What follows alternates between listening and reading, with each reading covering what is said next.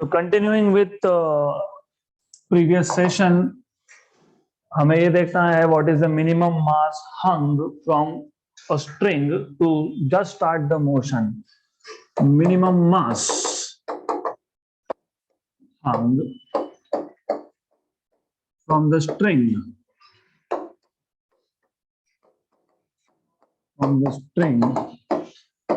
to just start the motion.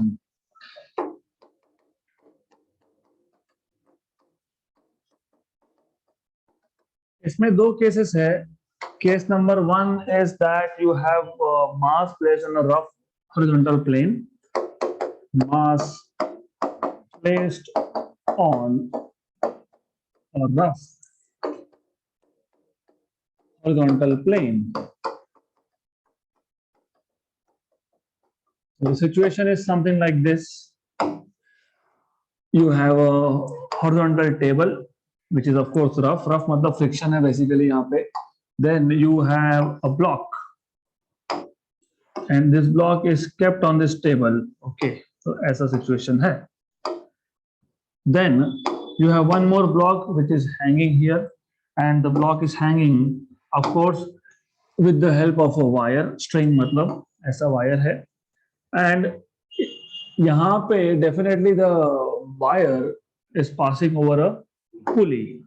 And एक चीज याद रखना, ये सिंप्लीफाइड वर्जन है. जो हम करने वाले हैं वो सिंप्लीफाइड वर्जन है. क्यों? क्योंकि पुली और वायर में फ्रिक्शन नहीं है. तो मतलब ये जो पुली के ऊपर से वायर पास होगा, यहाँ पे फ्रिक्शन नहीं है. इसमें भी फ्रिक्शन हो सकता है लेकिन नहीं है. तो this is a simplified version that we are talking about. तो it is something like that. तो ऐसा आपके पास एक केस दिया है. अब डेफिनेटली ये मास m1 बोल देते हैं, इसको मास m2 बोल देते हैं.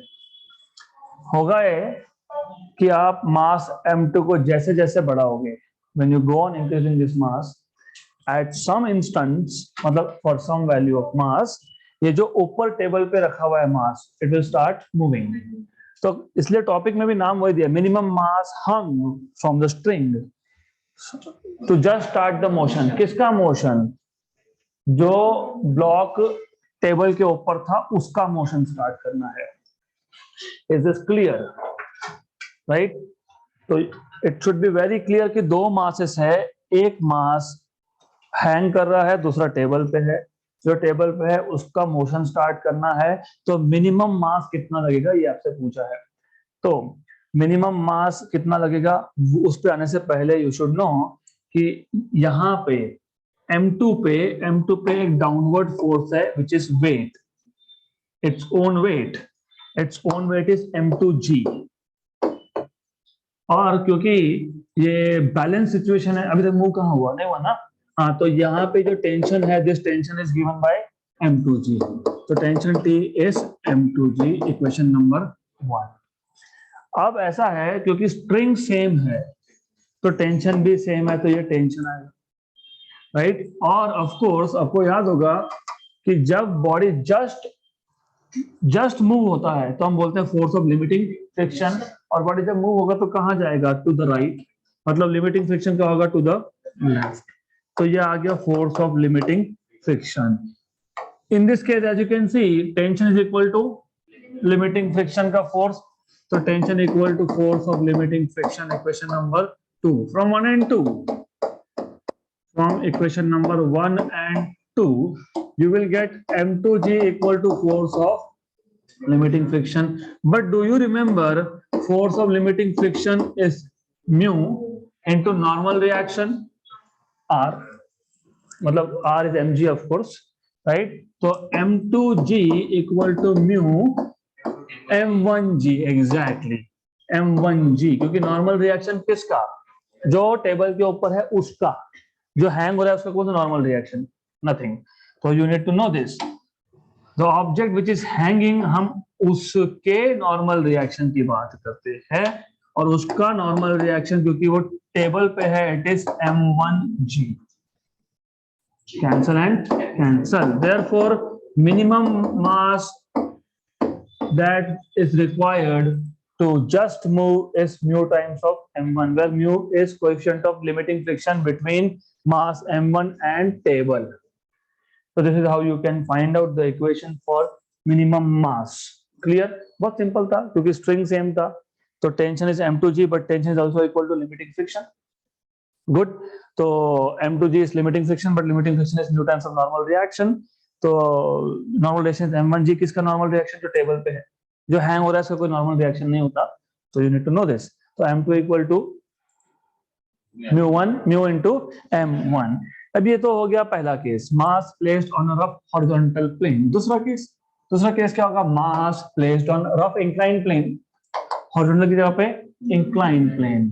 सो case number 2, mass placed on rough inclined plane. Rough inclined plane पे मास रखा हुआ है, राइट? तो what you have is this situation. ऐसा आपके पास सिचुएशन है. This is a plane like this and then you have a pulley over here. और यहां पे आपके पास एक मास है. so mass you have some mass. okay, तो ऐसा करेंगे, इस मास को रख देंगे यहां पे. you have this mass point and then there's another mass which is hanging. so you have a mass which is hanging from here and again the same situation. एक string है, fine, यहां पे भी एक string है and these strings are passing over the pulley and again the same thing कि pulley में और string में there is no friction. friction नहीं है, ये समझ के चलो. this is m1, this is m2. अब of course you will need to know components. तो यहां पे है m1 g sin theta, half truth.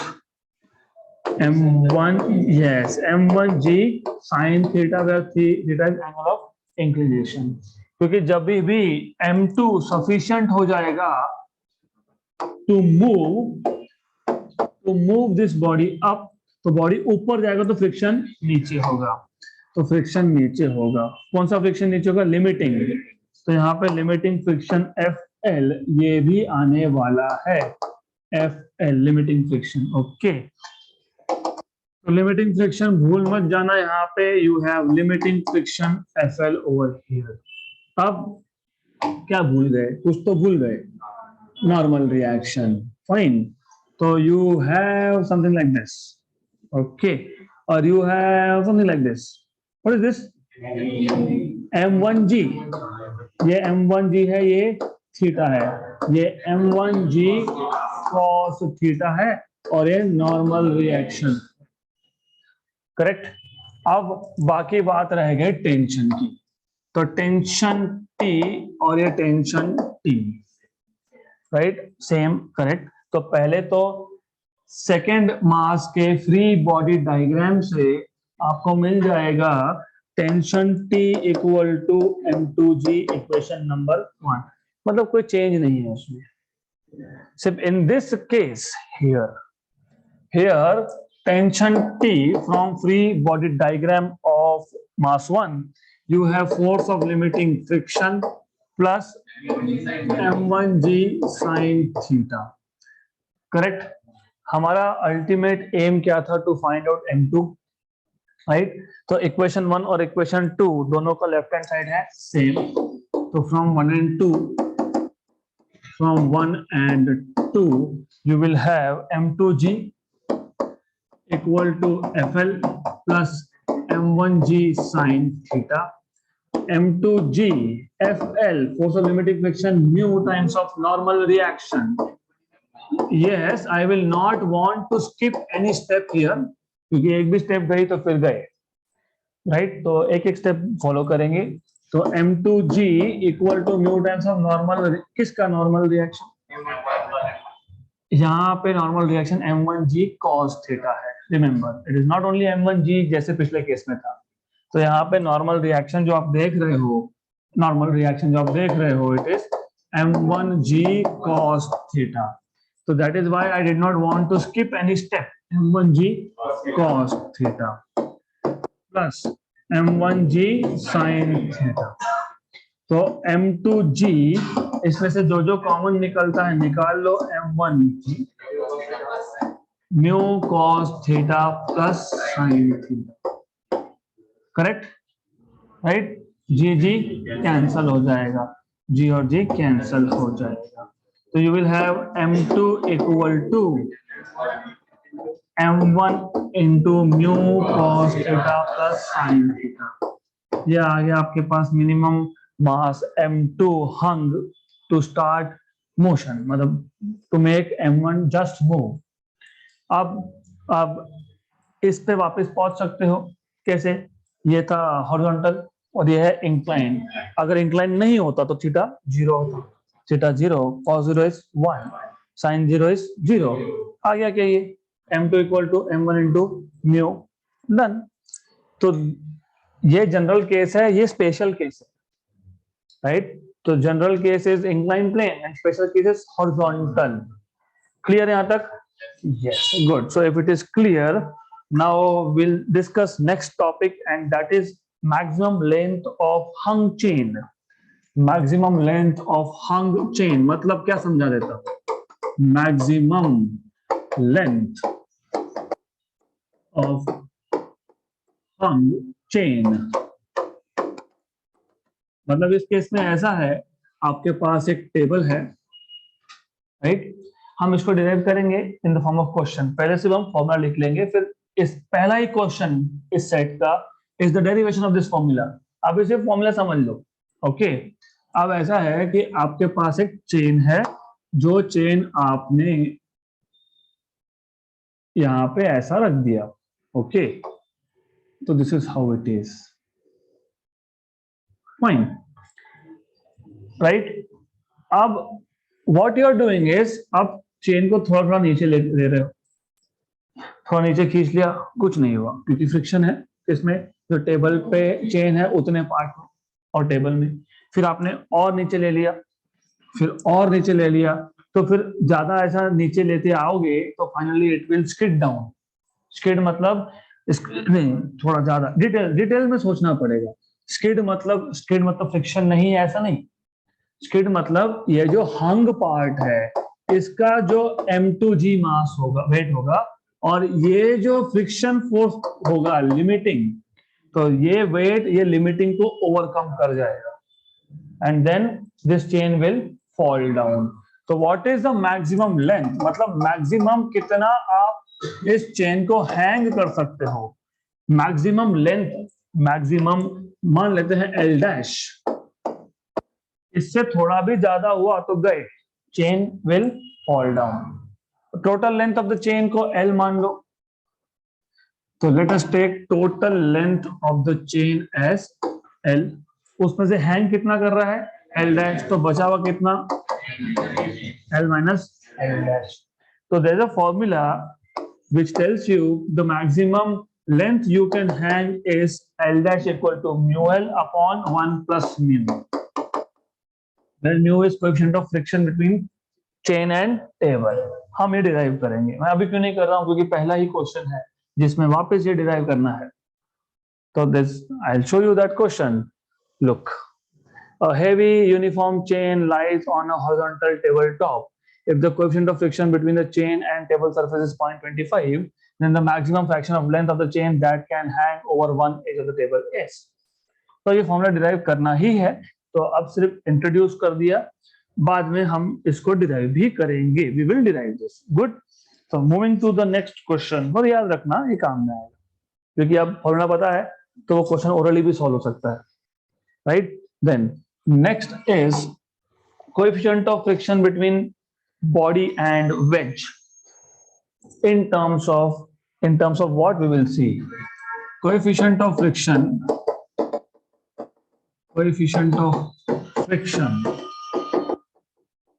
between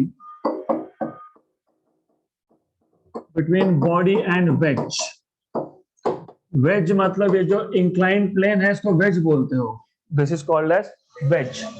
okay, अब ऐसा है, व्हाट यू हैव इज, आपके पास दो सेम इंक्लाइंड प्लेन्स है, आपके पास दो एग्जैक्टली सेम इंक्लाइंड प्लेन्स है। तो what you have is this, ये एक इंक्लाइंड प्लेन है, fine, and you have one more inclined plane over here, exactly same, मतलब एंगल ऑफ इंक्लिनेशन दोनों का सेम। सिर्फ डिफरेंस ये है कि जो पहला प्लेन हम ले रहे हैं इट इज स्मूथ, मतलब there is no friction, no friction, और जो सेकंड हम ले रहे हैं इट इज रफ, मतलब यहाँ पे फ्रिक्शन है, right. So one is with friction and one is without friction. First plane is without friction and the second one is with friction. Now obviously if I take an object, मैं एक block ले लेता हूं, I will take a block of mass m और इसको मैं यहां पे लाके रिलीज कर देता हूं, राइट। तो इट इज वेरी ऑब्वियस कि जहां पे फ्रिक्शन नहीं है वो जल्दी नीचे आएगा, करेक्ट, तो वो जल्दी नीचे आएगा। तो वो इमेजिन वो नीचे आ गया, it is covering a distance of s, plane का लेंथ कितना s, तो ऊपर से नीचे आने में कितना डिस्टेंस कवर किया s, और इसका जो टाइम है, क्योंकि कुछ टाइम लगा होगा, तो टाइम टेकन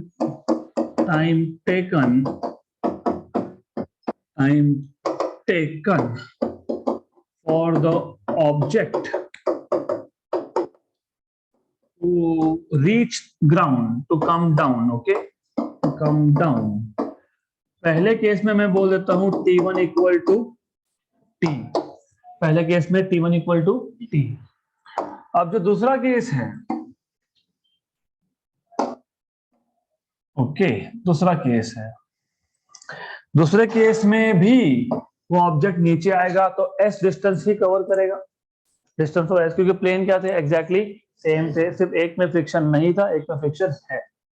अब जहां फ्रिक्शन है वेरी ऑब्वियस कि वो स्लो आएगा, क्योंकि फ्रिक्शन है, फ्रिक्शन इज अपोजिंग फोर्स, तो उसको ज्यादा टाइम लगेगा।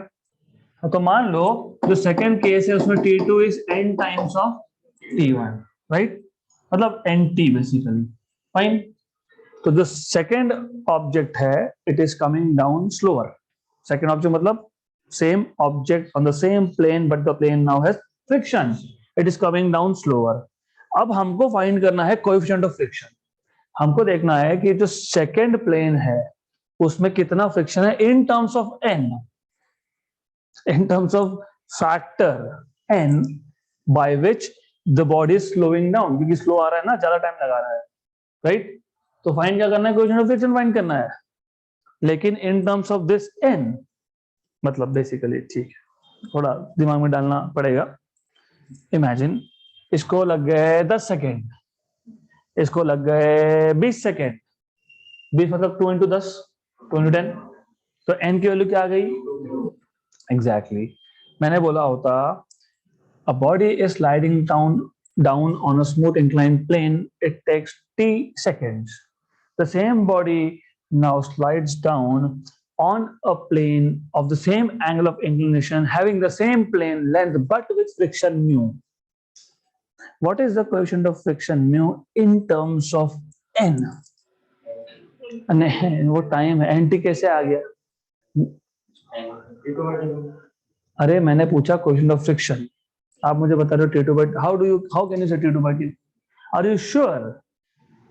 No, आप मुझे बता रहे हो कि यहाँ t टाइम था, वहां पे nt1 है, तो मुझे बता रहे हो n is t2 by t1। मैं n का पूछ रहा हूं, मैंने म्यू पूछा आपको, म्यू मतलब कोएफिशिएंट ऑफ फ्रिक्शन, हम मैंने n कब पूछा, n तो मुझे भी दिख रहा है ना t2 by t1, mu second plane में और उस बॉडी में जितना कोएफिशिएंट ऑफ फ्रिक्शन है, काइनेटिक फ्रिक्शन है वो, तो वो कैसे फाइंड करेंगे, this is what you need to know. अब क्या करोगे, simple, what information you have, जो पहले इंफॉर्मेशन इन हैंड है उसका यूज करो। क्या है आपके पास, आपको ये डिस्टेंस वेरी गुड। दूसरा नहीं, फाइनल कहाँ पता है? हाँ तो पता है कि कितना होगा फाइनल?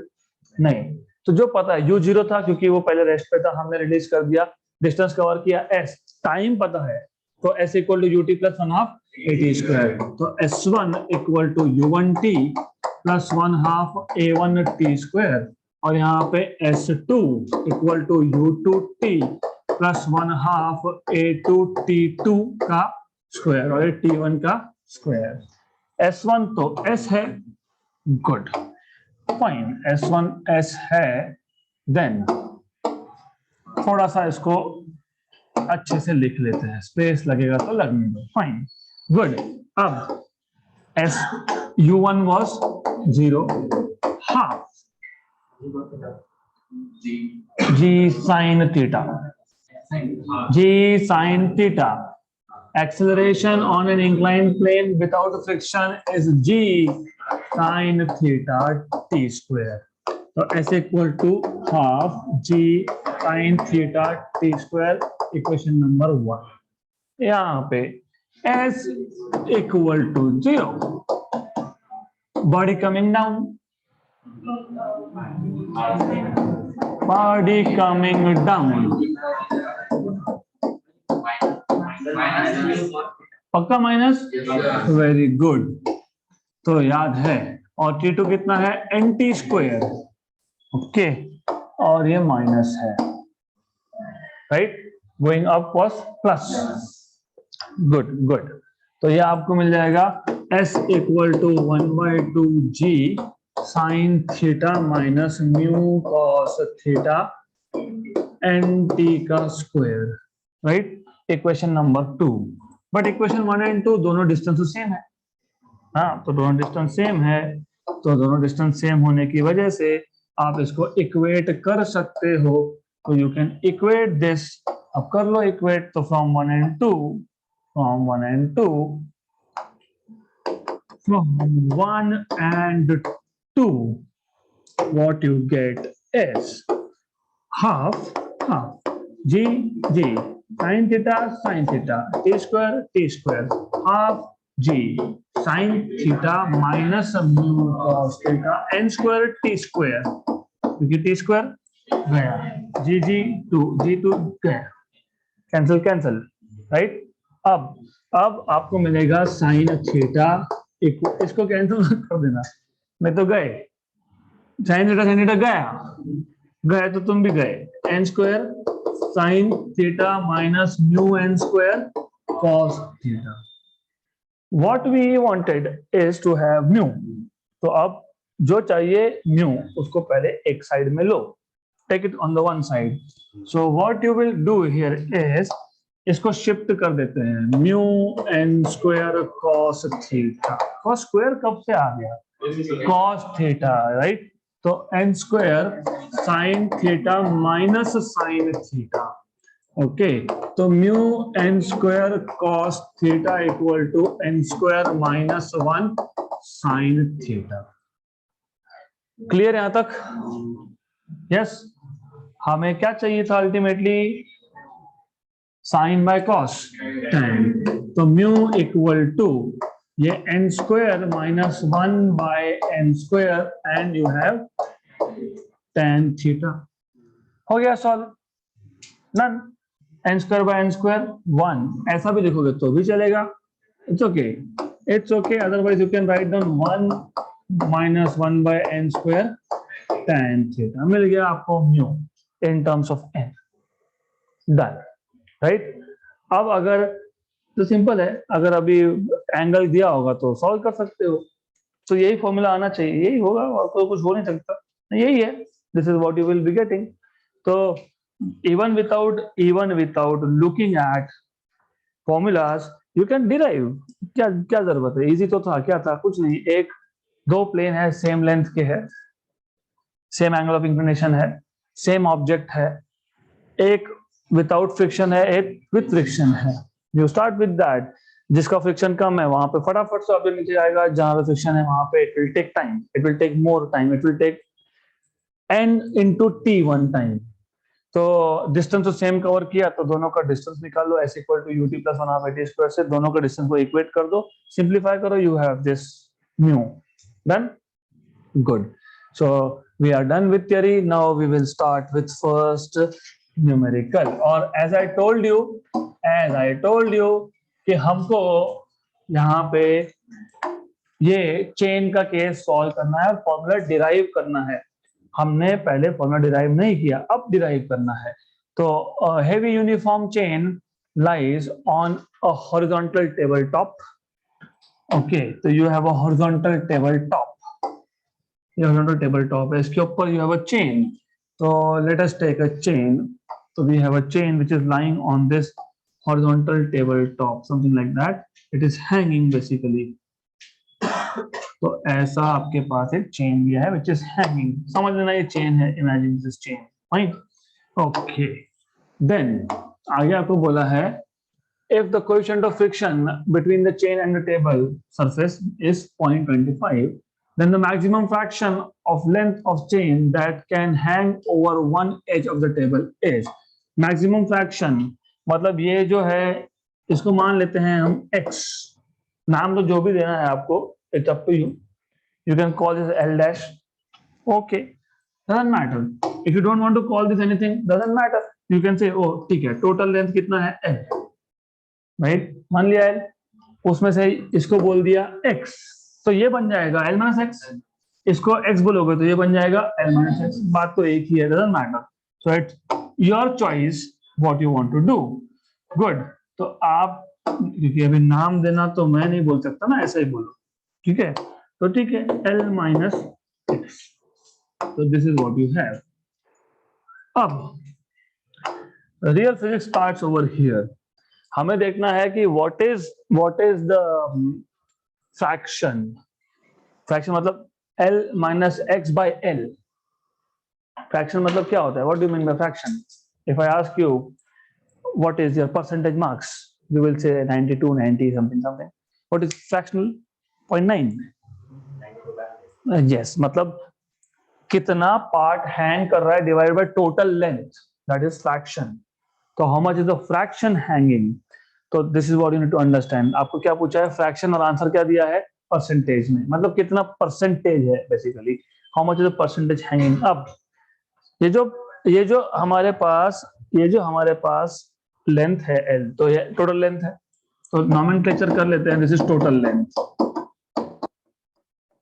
और इस पूरे चेन का कुछ टोटल मास भी तो होगा, m is total mass. Now I want you to know few things, already पता है आपको, हमने इलेक्ट्रोस्टैटिक्स में 3-4 टाइप के डेंसिटी देखी थी। चार्ज पर यूनिट लेंथ, मतलब जब आपके पास एक वायर पे चार्ज है, वायर के हर एक मीटर में कितना चार्ज है, उसको आप बोलते हो चार्ज पर unit length, linear density, linear charge density. फिर एक सरफेस है, जैसे कि ये एक सरफेस हो गया ना, इस सरफेस पे कितना चार्ज है, मतलब 1 मीटर स्क्वायर में कितना चार्ज है, यूनिट एरिया में कितना चार्ज है, इसको बोलते हो सरफेस चार्ज डेंसिटी, राइट? वैसे ही आप डिफाइन कर सकते हो समथिंग कॉल्ड एज मास पर यूनिट लेंथ। हमारे पास ये एक वायर है, ओके, चेन है, चेन, ठीक है, ध्यान नहीं होगा तो इसी चेन से मारूंगा, ओके। तो ये चेन है, इसका एक लेंथ है, इसका टोटल मास मान लेते हैं 10 किलोग्राम, मान लो, just imagine, no it is not 10 kilogram, it's around 100 grams anyways. अब इसका total length 5 metre, total mass 10, 1 metre में कितना? 2 kg, वेरी गुड। तो सिर्फ इतना है कि अब हमको पता नहीं ना टोटल मास कितना, पता है क्या? नहीं। हमको पता है टोटल लेंथ कितना, पता है क्या? नहीं। हाँ, तो अब कैसे बोलूं मैं 2 है कि 5 है कि 10 है? तो मैं इसको नाम दे देता हूँ सिग्मा। तो sigma is kilogram per metre, है ना? How much mass is there per unit length. तो याद रखना, काम में आएगा। क्यों काम में आएगा? हमको पता है ये जो चेन हैंग कर रहा है ना, इसका मास जब लिमिटिंग फ्रिक्शन से ज्यादा हो जाएगा, इसका मास मतलब इसका वेट, हैंगिंग पार्ट का वेट जब लिमिटिंग फ्रिक्शन से ज्यादा हो जाएगा तब ये नीचे आने लग जाएगी चेन। तो मतलब हमको फाइंड क्या करना है, हमको फाइंड करना है what is the weight of this chain. Chain मतलब कौन सा चेन, हैंगिंग चेन। पहले मास फाइंड कर लो फिर वेट फाइंड करो। पहले तो मास फाइंड करना पड़ेगा ना। तो कैपिटल एम क्या है, टोटल मास है। टोटल पूरा का पूरा नीचे हैंग हो रहा है क्या, नहीं, तो फिर वो थोड़ा सा देखना पड़ेगा आपको। मैंने और एक चीज आपको बताई थी, मैंने आपको ये बताया था, ये वायर है, मान लो वायर है, इस वायर के ऊपर चार्ज है जिसको आप 1 मीटर में कितना चार्ज, तो आप डिनोट करते हो लैम्बडा से, चार्ज पर यूनिट लेंथ, राइट। 1 मीटर में कितना चार्ज, दैट इज चार्ज पर यूनिट लेंथ, फाइन। अब मुझे ये देखना था कि 3 मीटर में कितना चार्ज है, तो क्या करोगे, मल्टीप्लाई बाय 3, मतलब 3 टाइम्स ऑफ लैम्बडा। गुड, पक्का, वेरी गुड। तो अब इसका लेंथ कितना, और इस चेन के हर एक मीटर में मास कितना, मतलब सिग्मा, सिग्मा, राइट। तो what is the mass of hanging chain, sigma into L minus x, very good. तो mass of hanging, mass of hanging part of the chain, या तो हंग चेन भी बोल सकते हो shortcut, mass of hung chain. Hung chain मतलब कितना उसका लेंथ हैंगिंग है, और सिग्मा से मल्टीप्लाई कर दो। जिनको नहीं समझ में आया, मास मतलब किस में मेजर करते हो, किलोग्राम। ये क्या था, ये मास अपॉन लेंथ, मतलब क्या था, किलोग्राम पर मीटर। और ये क्या है, लेंथ, लेंथ मतलब मीटर। आ गया क्या मास, यस, वेरी गुड, हो गया। अब मास फाइंड कर ले तो वेट भी कर लो फाइंड। तो weight of hung chain, weight of hung chain, सिर्फ जी से मल्टीप्लाई करना है, दैट्स इट। तो sigma L minus x into g, क्योंकि mass into g, m g. यहां तक clear, if this is clear तो आगे जाके कोई मतलब है, नहीं तो कुछ मतलब नहीं है, यहां तक क्लियर। क्योंकि अब मैं पूछने वाला हूं कि अब मुझे बताओ what is the mass of chain on the table, what is mass of chain on the table, mass of chain on the table is sigma x. So what is weight of chain on the table? Very good. So weight of chain on the table is sigma xg. Clear? Pakka. Now what you have to do is under stable condition, stable मतलब chain नीचे नहीं गिर रहा है, तो stable condition में what you will have, क्या करोगे इस केस में, stable condition, weight equal to limiting friction, किसका वेट, एल माइनस एक्स। मैंने इसे स्टार्टिंग में बता दिया था, स्टार्टिंग यहां से किया, इसका जितना वेट है वो लिमिटिंग फ्रिक्शन जितना होना चाहिए। जिस टाइम वेट लिमिटिंग फ्रिक्शन से बढ़ गया, चेन नीचे, तो पहले देखो कि what is the force between the chain on the table and the surface, मतलब फ्रिक्शनल फोर्स। तो फ्रिक्शनल फोर्स पहले फाइंड करो, frictional force between the chain and the table. How do you find out this? तुम लोगों को बार बार मेरे को यहाँ पे लेके जाना पड़ता है, बार बार, इन्फिनाइट टाइम्स नहीं याद, ये याद है, व्हाट इज दिस। अरे एक बात मेरे को बताओ, हमने कितनी बार लिखा है F L equal to mu R, याद है क्या, ये एफ क्या था, फ्रिक्शनल फोर्स, वेरी गुड। तो अब frictional force between chain and table क्या होगा, mu times of normal reaction, mu times of normal reaction. Do you remember this? Frictional force is new times of normal reaction. किसका normal reaction? जो table पे है. Very good. जो table पे रखा है उसी पे नॉर्मल रिएक्शन होगा. जो हैंगिंग है उस पे कब से हो गया? नहीं होगा ना. Very good. तो फिर ये आप लिखोगे normal reaction. But what is normal reaction? mg. अभी कौन सा mg? ये जो टेबल पे है उसका mg कितना है? Sigma xg. Very good. यहां तक आ गए? पक्का समझा? अब चेन गिरने नहीं देना है.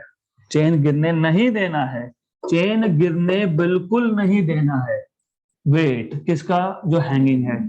और फ्रिक्शनल फोर्स ये इक्वल होना चाहिए, नहीं तो गिर जाएगा. राइट. तो under balance condition, under balanced condition,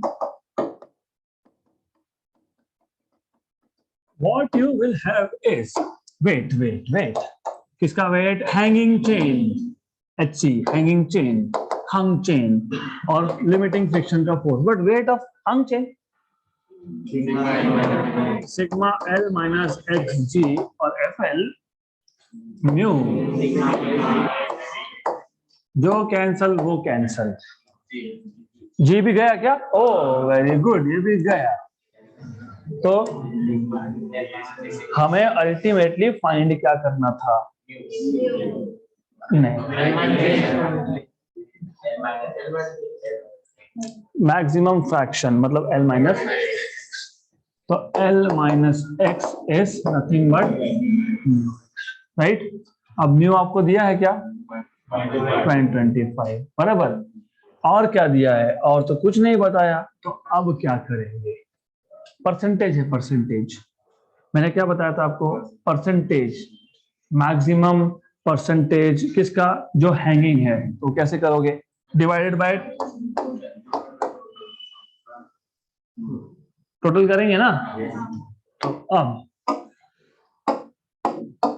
tell me what is the next step, क्योंकि क्वेश्चन खत्म हो गया यहाँ पे. Yes, done. It is 20%. It is 20%. Why? एक काम करो, मैं आपको थोड़ा सा घुमा फिरा के बता देता हूं. सही है? Is this correct? Is this correct? x x. Yes, तो बोल दिया ये x आएगा. तो x equal to L upon बराबर. L तो टोटल लेंथ है. L क्या है? टोटल लेंथ है. L को अलग कर दो. What is mu? Plus 1 upon 1.25. You know what is 1.25? 100 upon 4 the n. You know what is this? You know how much is this? 0.8. 80%. लेकिन x क्या था? जो टेबल पे है. अभी 80% टेबल पे है, तो नीचे कितना है? तो 20% है. मैं तो वही बोल रहा था कि 20% है. राइट. मैं एक बार रिपीट करूंगा, फिर we will crack a very big joke. Yes. तो first of all what you did is, आपको ये देखना है कि मैक्सिमम कितना पार्ट चेन का फ्रैक्शन वाइज या परसेंटेज वाइज कितना हैंग हो सकता है, सो दैट चेन नीचे नहीं गिरना चाहिए. लॉजिक सिंपल था कि जो हैंगिंग पार्ट है उसका वेट ये फ्रिक्शनल फोर्स मतलब लिमिटिंग फ्रिक्शन जितना हो सकता है उससे कम चलेगा, ज्यादा नहीं चलेगा. तो weight is equal to force of limiting friction. यहां तक क्लियर? अब ये फाइंड कैसे करेंगे? वेट हमको पता है, मास इंटू जी. लेकिन अभी मास हमको पता तो नहीं ना कि जितना पार्ट हैंग हो रहा है उसका इतना मास. नहीं, तो पहले फाइंड करो. तो इसके लिए आपने क्या किया? पहले आपने मास पर यूनिट लेंथ को डिफाइन किया. सिग्मा को डिफाइन कर दिया कि ये मास पर यूनिट लेंथ है. तो मास पर यूनिट लेंथ है मतलब किलोग्राम पर मीटर है. तो मैंने मास पर यूनिट लेंथ को अगर लेंथ से मल्टीप्लाई कर दिया तो मुझे मास मिल गया. मतलब मैंने क्या किया? Sigma into L minus x into g कर दिया तो वेट मिल गया. तो ये मिल गया आपको वेट. करेक्ट. अब जो टेबल के ऊपर था उसका सोचेंगे, क्योंकि फ्रिक्शनल फोर्स तो वहीं से आने वाला है. right? But you know FL equal to mu R. But R is normal reaction, but normal reaction is mg. किसका mg? जो टेबल पे है. पर S का भी तो mg निकालना पड़ेगा ना. Sigma x g, sigma x g. तो यहां से मिल गया आपको लिमिटिंग फ्रिक्शन. फिर आपने दोनों को बस इक्वेट किया, इतना ही काम किया आपने. That's it. पहली बार बहुत हेवी लगता है, but then you see nothing, कुछ भी नहीं था. It was nothing apart from notation. Notation ऐसे यूज करते तो करते हैं, अभी क्या करेंगे. ओके तो एक आपको मिल गया x का formula. What is x? Fraction on the table. हमको फाइंड करना है hanging.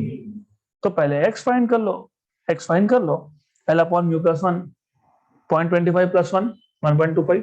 That is 100 by 25, 4 by 5 मतलब 8 by 10 मतलब 0.8. तो x is 80% of total length.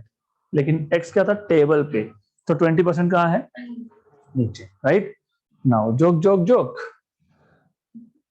L dash का फॉर्मूला बनाया था हमने पहले. L डैश मतलब हैंगिंग फ्रैक्शन. मैं जानबूझ के ऐसा लिया. मैंने क्यों लिया? क्योंकि आपको पता होना चाहिए कि जब आप कोई भी स्टैंडर्ड बुक्स पढ़ते हो तो अभी अनफॉर्चुनेटली कभी कभी ऐसा घुमा फिरा के दिया होता है. मैंने जो आपको फॉर्मूला बताया, मैंने आपको ऑलरेडी बताया directly in terms of hanging fraction. Mu times of total length upon 1 plus mu. Difference समझ लो. डिफरेंस ये है कि अगर मैं म्यू नहीं लिखता ना, म्यू नहीं लिखता, तो ये ऊपर का पार्ट है जो टेबल पे है, और सिर्फ म्यू से मल्टीप्लाई कर दिया तो ये हैंगिंग पार्ट है. अब method number two is very simple. मुझे अगर डायरेक्टली याद होता, अरे हैंगिंग पार्ट का लेंथ ये तो मैंने ऑलरेडी देखा है. Very L is total length. Of course L is total length, तो वो मत गड़बड़ कर देना. ये है ऊपर 0.25, नीचे है 1 प्लस 0.25. राइट तो ये आपको मिल जाएगा 0.25 अपॉन बराबर 1 द एंड. What is 1/5? अब कंपेयर. ये तो ओरली हो जाता वैसे, तो मैं तो इसको 2 ही स्टेप्स गिनता हूं. Formula and calculation. 2 steps against too many steps. Right? So this is how you are supposed to solve this. So as I said, this x is on the table, right? So x fraction is on the table. मतलब hanging will be 1 minus L minus 0.8 मतलब 0.2 L. मतलब 20% is hanging क्योंकि 80% is on the table. So that's it for today.